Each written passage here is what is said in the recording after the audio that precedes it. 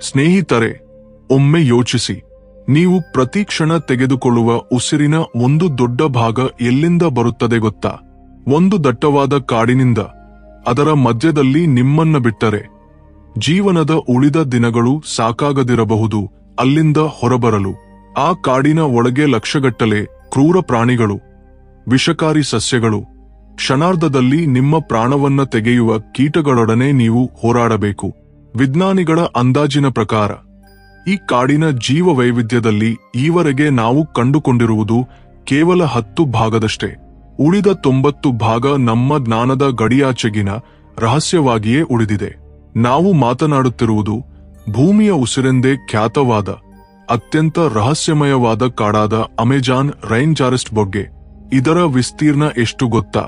55 ಲಕ್ಷ ಚದರ ಕಿಲೋಮೀಟರ್ಗಳು. ಈ ಕಾಡು ಭೂಮಿಯ ಮೇಲೊಂದು ಬೇರೆ ಲೋಕದಂತೆ ಇದೆ.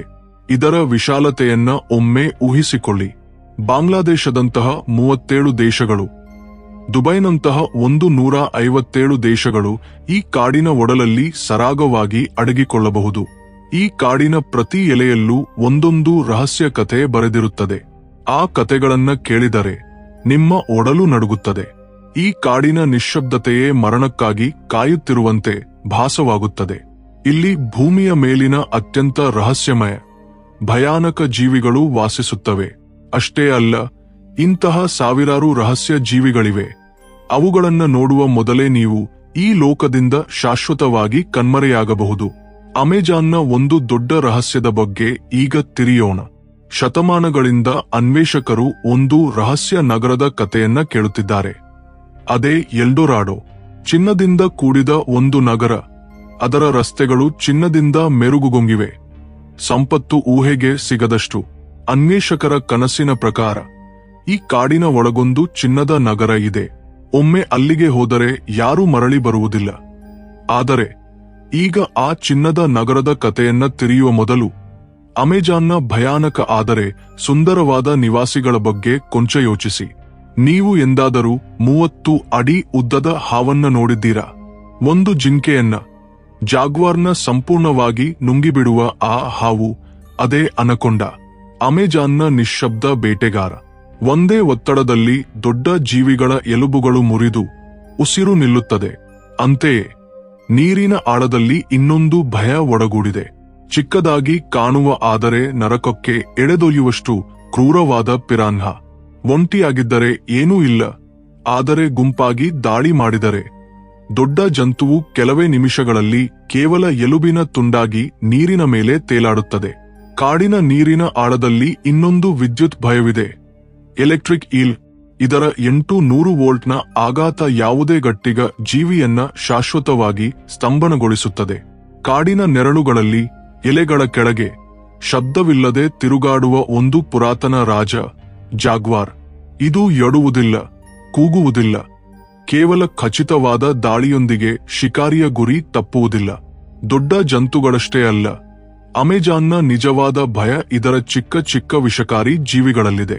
ಮರದ ಕೊಂಬೆಗಳಲ್ಲಿ, ಎಲೆಗಳ ಮಡಿಕೆಯೊಳಗೆ ಒಡಗೂಡಿರುವ ಒಂದು ಬಣ್ಣ ಬಣ್ಣದ ಕಪ್ಪೆ, ಪಾಯ್ಸನ್ ಡಾರ್ಕ್ ರಾಗ್.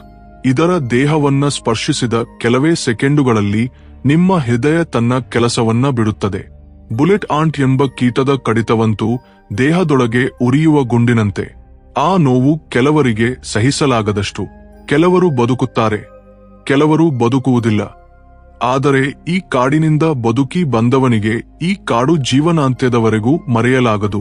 ಅಮೆಜಾನ್ ಕೇವಲ ಪ್ರಕೃತಿಯ ಸೌಂದರ್ಯದ ಹೆಸರಲ್ಲ, ಇದು ಒಂದು ಜೀವಂತ ಮರಣದ ತೊಟ್ಟಿ. ಇಲ್ಲಿ ಪ್ರತಿ ಕ್ಷಣವೂ ಬದುಕುವುದೇ ಒಂದು ಅದ್ಭುತ. ನೀವು ಅಮೆಜಾನ್ನ ಬಗ್ಗೆ ತುಂಬಾ ತಿಳಿದಿರಬಹುದು, ಆದರೆ ಇಂದು ತಿಳಿಯುವ ಕತೆ ನಿಮ್ಮ ಊಹೆಯನ್ನು ಕೂಡ ಸ್ತಂಭನಗೊಳಿಸುತ್ತದೆ. ಇವೆಲ್ಲ ಈಗಲೂ ಇವೆಯಾ? ನಾವು ನಗರದ ಜನ, ಇಂಟರ್ನೆಟ್, ವಿದ್ಯುತ್, ಮೊಬೈಲ್ ಇಲ್ಲದೆ ಒಂದು ಕ್ಷಣವೂ ಬದುಕಲಾರೆವು. ಆದರೆ ಈ ಭೂಮಿಯ ಮೇಲೆ ಕೆಲವರು ಇದ್ದಾರೆ. ಅವರಿಗೆ ಇವೆಲ್ಲದರ ಬಗ್ಗೆ ಏನೂ ಗೊತ್ತಿಲ್ಲ, ತಿಳಿಯಲು ಬೇಸುವುದಿಲ್ಲ. ಅವರು ನಮ್ಮಂತೆ ಕಾಣುತ್ತಾರೆ, ಆದರೆ ನಮ್ಮಂತವರಲ್ಲ. ನಮ್ಮ ಭಾಷೆ ಅರ್ಥವಾಗುವುದಿಲ್ಲ, ನಮ್ಮಂತೆ ಬಟ್ಟೆ ಧರಿಸುವುದಿಲ್ಲ. ಯಾರಾದರೂ ಕ್ಯಾಮರಾದೊಂದಿಗೆ ಅವರ ಬಳಿಗೆ ಹೋದರೆ ಕಾಡಿನ ಗಾಢ ನೆರಳಿನೊಳಗೆ ಕರಗಿ ಹೋಗುತ್ತಾರೆ. ಕೆಲವರು ಹೇಳುತ್ತಾರೆ, ಇವರು ಮನುಷ್ಯರೇ ಅಲ್ಲ, ಕಾಲದಲ್ಲಿ ಸಿಕ್ಕಿಹಾಕಿಕೊಂಡ ಒಂದು ಪುರಾತನ ಜೀವನ ಚಿತ್ರವೆಂದು. ಅವರ ಪ್ರದೇಶಕ್ಕೆ ಕಾಲಿಡುವುದೇ ನಿಮ್ಮ ಜೀವನದ ಕೊನೆಯ ಪಯಣವಾಗಬಹುದು. ಅವರು ಬಿಲ್ಲು ಬಾಣಗಳೊಂದಿಗೆ ತಿರುಗಾಡುತ್ತಾರೆ. ಮರದ ತೊಗಟೆ, ಜಂತುವಿನ ಚರ್ಮದಿಂದ ಬಟ್ಟೆ ತಯಾರಿಸಿಕೊಳ್ಳುತ್ತಾರೆ. ಕಾಡಿನ ಪ್ರತಿ ಮರವನ್ನ, ಎಲೆಯನ್ನ ಅವರಿಗೆ ಚೆನ್ನಾಗಿ ಗೊತ್ತು. ಅವರೇ ಈ ಕಾಡಿನ ಜೀವಂತ ನಕ್ಷೆ. ಅವರ ಮೆದುಳಿನಲ್ಲಿ ಯಾವ ಸ್ಯಾಟಲೈಟ್ಗೂ ಸಿಗದ ಮಾರ್ಗಗಳು ಚಿತ್ರಿತವಾಗಿವೆ. ಇವರಿಗೆ ಪಾಸ್ಪೋರ್ಟ್ ಇಲ್ಲ, ರಾಷ್ಟ್ರೀಯತೆ ಇಲ್ಲ. ಆದರೆ ಇವರು ಭೂಮಿಯ ಅತಿ ಪುರಾತನ ಕತೆಗಳ ಜೀವಂತ ಸಾಕ್ಷಿಗಳು. ವಿಜ್ಞಾನಿಗಳು ಹೇಳುತ್ತಾರೆ, ಇವರು ಒಂದು ಜೀವಂತ ಟೈಮ್ ಕ್ಯಾಪ್ಸೂಲ್ನಂತೆ. ಪುರಾತನ ಸಂಸ್ಕೃತಿಯೊಂದು ಈ ಕಾಡಿನ ಒಳಗೆ ಇಂದಿಗೂ ಜೀವಂತವಾಗಿದೆ. ನಾವು ಗೂಗಲ್ ಮ್ಯಾಪ್ನಲ್ಲಿ ಮನುಷ್ಯರನ್ನ ಹುಡುಕುತ್ತೇವೆ, ಆದರೆ ಇವರನ್ನ ಕಂಡುಹಿಡಿಯಲು ಕಣ್ಣುಗಳಿಗಿಂತ ಮನಸ್ಸಿನ ಕಣ್ಣುಗಳು ಬೇಕು. ಈಗ ಒಮ್ಮೆ ಊಹಿಸಿ, ಅಮೆಜಾನ್ನ ಸಾವಿರಾರು ಕ್ರೂರ ಜಂತುಗಳು, ಪ್ರತಿ ಕ್ಷಣ ಒಡಗೂಡಿರುವ ಮರಣದ ಒಡಲು, ಜೊತೆಗೆ ಕಾಡಿನ ಕ್ರೂರ ಆದಿವಾಸಿಗಳು. ಇವರೆಲ್ಲರೊಡನೆ ಹೋರಾಡಿ ಆ ಚಿನ್ನದ ನಗರವನ್ನ ತಲುಪಬಹುದೇ? ಈಗ ಬನ್ನಿ, ಆ ಚಿನ್ನದ ನಗರವನ್ನ ಯಾರಾದರೂ ತಲುಪಿದ್ದಾರೆಯೇ ಎಂದು ತಿಳಿಯೋಣ. ಕಾಲ 925. ಭೂಮಿಯನ್ನ ಇನ್ನೂ ಪೂರ್ಣವಾಗಿ ಕಂಡುಹಿಡಿಯಲಾಗಿಲ್ಲ. ಅಮೆಜಾನ್ನ ನಕ್ಷೆಯಲ್ಲಿ ಒಂದು ದೊಡ್ಡ ಶೂನ್ಯವಿದೆ. ಆ ಶೂನ್ಯದ ಮಧ್ಯದಲ್ಲಿ ಒಂದು ಅದ್ಭುತ ಕತೆ ಆರಂಭವಾಯಿತು. ಅದು ಇಂದಿಗೂ ಮುಗಿದಿಲ್ಲ. ಬ್ರಿಟಿಷ್ ಸೈನಿಕಾಧಿಕಾರಿ, ಅನ್ವೇಷಕನಾದ ಪರ್ಸಿ ಹ್ಯಾರಿಸನ್ ಖಾಸೆಟ್ಗೆ ಒಂದು ನಂಬಿಕೆ ಇತ್ತು. ಅಮೆಜಾನ್ನ ಆಳದಲ್ಲಿ ಒಂದು ಪುರಾತನ, ಅಭಿವೃದ್ಧಿಯ ನಗರವಿದೆ. ಅದಕ್ಕೆ ಅವನು ಜೆಡ್ ಸಿಟಿ ಎಂದು ಹೆಸರಿಟ್ಟ. ಅದು ಸಾಮಾನ್ಯ ನಗರವಲ್ಲ, ಚಿನ್ನದಿಂದ ಕೂಡಿದ, ಇತಿಹಾಸವನ್ನ ಬದಲಾಯಿಸುವ ಜ್ಞಾನ ಮತ್ತು ತಂತ್ರಜ್ಞಾನವನ್ನ ಒಡಗೂಡಿಸಿರುವ ಸಂಸ್ಕೃತಿಯ ಕೇಂದ್ರ. ಕುಟುಂಬವನ್ನ, ಆಧುನಿಕ ಸಂಸ್ಕೃತಿಯನ್ನ ತೊರೆದು ಅವನು ಅಮೆಜಾನ್ನ ಅಜ್ಞಾತ ಮಾರ್ಗಗಳಲ್ಲಿ ಕಾಲಿಟ್ಟ. ಅವನ 21 ವರ್ಷದ ಮಗ ಜಾಕ್ ಖಾಸೆಟ್, ಆತ್ಮೀಯ ಸ್ನೇಹಿತ ರಾಲೆ ರಿಮೆಲ್ ಈ ಯಾತ್ರೆಯಲ್ಲಿ ಅವನೊಡನಿದ್ದರು. ಮೂವರು ಮನುಷ್ಯರು, ಕೆಲವು ಕಂಪಾಸ್ಗಳು, ಒಂದೇ ಗುರಿ, ಜೆಡ್ ಸಿಟಿಯನ್ನ ಕಂಡುಹಿಡಿಯುವುದು. ಆದರೆ ಒಮ್ಮೆಲೆ ಒಂದು ದಿನ ಎಲ್ಲ ಸಂಪರ್ಕ ಕಡಿದು ಹೋಯಿತು. ಯಾವ ಪತ್ರವಿಲ್ಲ, ಯಾವ ಮಾತಿಲ್ಲ, ಯಾವ ಸಂಕೇತವಿಲ್ಲ. ಆ ಮೂವರು ಆಳವಾದ ಕಾಡಿನೊಳಗೆ ಕರಗಿ ಹೋದರು.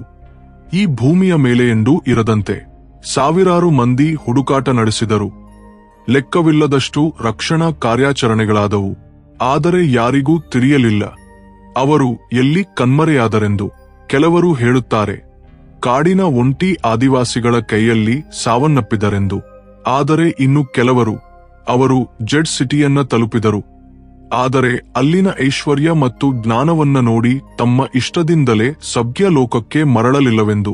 ಇಂದಿಗೂ ಸ್ಯಾಟಲೈಟ್ಗಳಲ್ಲಿ ಕೆಲವೊಮ್ಮೆ ವಿಚಿತ್ರ ರಚನೆಗಳು, ಅಜ್ಞಾತ ನೆರಳುಗಳು ಕಾಣಿಸಿಕೊಳ್ಳುತ್ತವೆ. ಬಹುಶಃ ಅವೇ ಜೆಡ್ ಸಿಟಿಯ ಶಿಥಿಲಗಳಿರಬಹುದು. ಬಹುಶಃ ಪರ್ಸಿ ಕಾಸೆಟ್ ಯಶಸ್ವಿಯಾದನೇನೋ. ಆದರೆ ಅವನ ಕತೆ ಇತಿಹಾಸವಲ್ಲ, ಇಂದಿಗೂ ಒಂದು ಅಪೂರ್ಣ ರಹಸ್ಯ. ನೀವು ಎಂದಾದರೂ ಕೇಳಿದ್ದೀರಾ, ಭೂಮಿಯ ಕೆಳಗೂ ಒಂದು ನದಿ ಇರಬಹುದೆಂದು? ಇದು ಕಾಲ್ಪನಿಕ ಕಥೆಯಲ್ಲ, ಭಯಾನಕ ಸತ್ಯ. ಅಮೆಜಾನ್ನ ಆಳದಲ್ಲಿ, ಭೂಮಿಯ ಮೇಲ್ಮೈಯಿಂದ ಸುಮಾರು 4 ಕಿಲೋಮೀಟರ್ ಕೆಳಗೆ ಒಂದು ರಹಸ್ಯ ನದಿಯಿದೆ. ಅದರ ಹೆಸರು ರಿಯೋ ಹಮ್ಜಾ. ವಿಜ್ಞಾನಿಗಳು ಇದನ್ನ ನದಿಯೆಂದು ಕರೆದರು.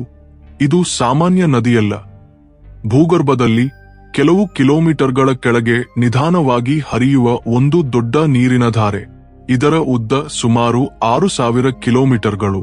ಈ ನದಿಯನ್ನ ಕಣ್ಣಿನಿಂದ ನೋಡಲಾಗದು, ಆದರೆ ಇದು ಭೂಮಿಯ ಆಳವಾದ ಪದರಗಳ ಮೂಲಕ ಹರಿಯುತ್ತದೆ.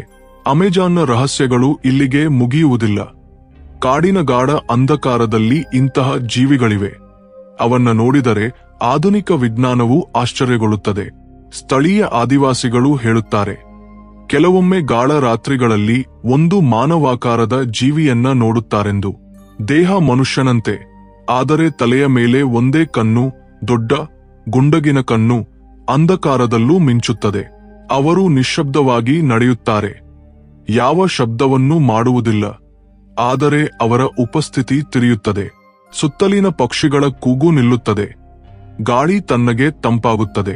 ಅವರ ದೇಹದ ಚರ್ಮ ಕಲ್ಲಿನಂತೆ ಗಟ್ಟಿಯಾಗಿರುತ್ತದೆ. ಅವರು ಗುಂಪಾಗಿ ತಿರುಗಾಡುವುದಿಲ್ಲ, ಒಂಟಿಯಾಗಿರುತ್ತಾರೆ.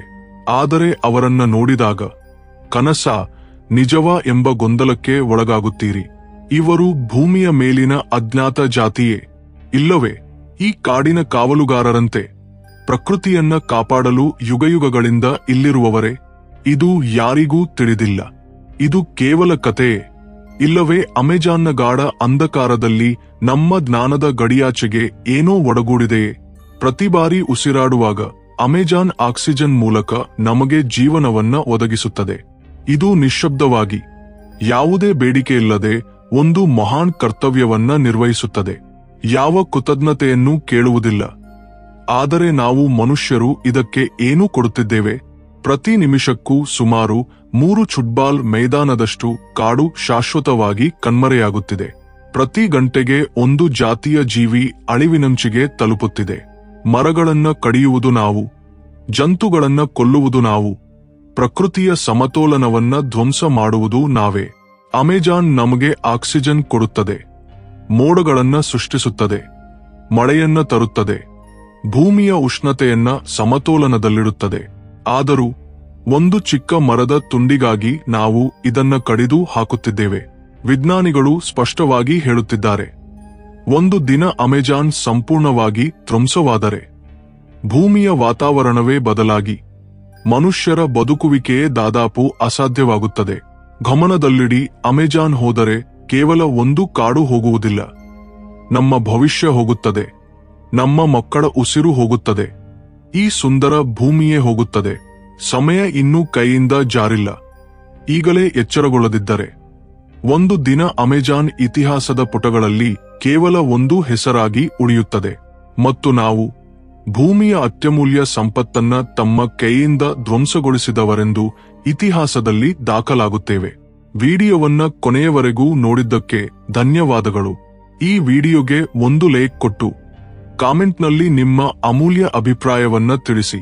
ವಿಡಿಯೋ ಇಷ್ಟವಾದರೆ ಲೈಕ್ ಮಾಡಿ ಮತ್ತು ಇಂತಹ ಇನ್ನಷ್ಟು ವಿಡಿಯೋಗಳಿಗಾಗಿ ನಮ್ಮ ಚಾನೆಲ್ಗೆ ಸಬ್ಸ್ಕ್ರೈಬ್ ಮಾಡಿಕೊಂಡು ಪಕ್ಕದಲ್ಲಿರುವ ಗಂಟೆಯ ಗುರುತನ್ನ ಸಕ್ರಿಯಗೊಳಿಸಿ.